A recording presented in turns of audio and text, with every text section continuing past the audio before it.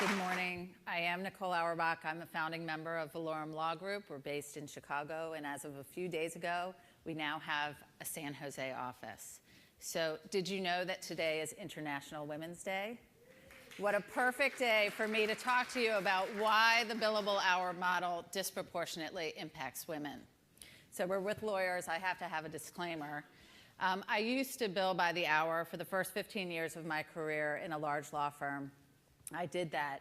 But when we started Valorum in 2008, I stopped measuring my life in 6-minute intervals until, of course, I came here to do this speech, and suddenly I'm back measuring my life in a 6-minute interval.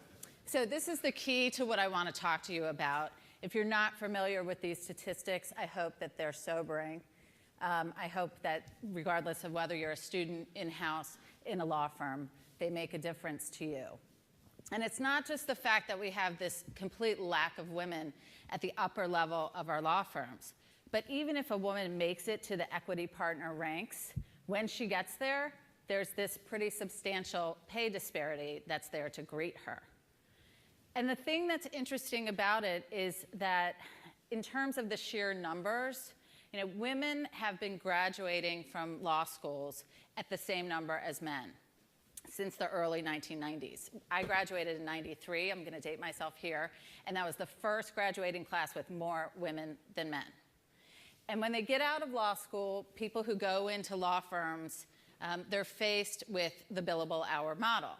So everybody knows what that is. It's a formula that really hasn't changed for the last 50 years that this has been entrenched in our legal institutions, other than the fact that the minimum hours that you have to bill per year has gone up exponentially.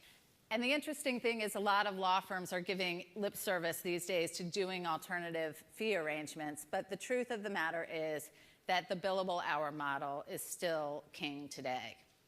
So as a result, the number of hours that an attorney bills ends up making up a fair amount of the compensation structure. And that's because compensation is typically based on these components. There are two things that are actually quite measurable.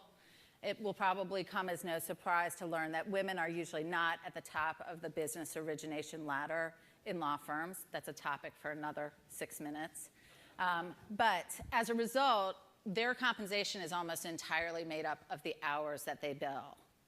So we have 50% women coming into law firms for more than 20 years, and yet at the top we have this proverbial leak in the pipeline. And the real question is, why is that? So in the past, studies have focused on things like, is there inherent bias, an old boys network, or maybe are women opting out to stay home to raise children? And that latter one has been debunked. In my opinion, I think it's quite obvious what the culprit is, and no one has really focused on that. Consider that when people are asked what strengths women bring to the table in law firms, they typically point to these type of things. They're intangible, they're not easily measured, but they happen to be valuable things. Maintaining a key client relationship, that's huge in a law firm, but it's very difficult to measure. And then couple that with the fact that still today, thank you to all the men who have made strides in this regard, but still today, women maintain the majority of the family-related responsibilities.